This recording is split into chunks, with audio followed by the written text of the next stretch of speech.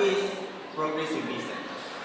Progressivism in education prioritize active learning, student-centered approaches, and real-world application of knowledge.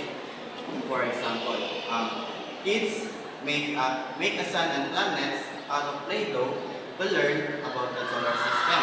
So the kids doesn't depends on the teacher's teaching, and they learn to do it on their own.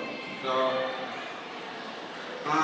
why did I choose progressivism? I chose progressivism because for me, as a future teacher, I want my students to discover or learn something by themselves, not just to depend on me. Because I am a teacher that want to give more activities for children for them to learn how to solve their own problems, do their things on their own. So, if I become a teacher someday, I will apply this educational philosophy on my way of teaching. Because I will be a type of teacher that doesn't just teach the children, just by reading or teaching them by words, but I will give them activities to do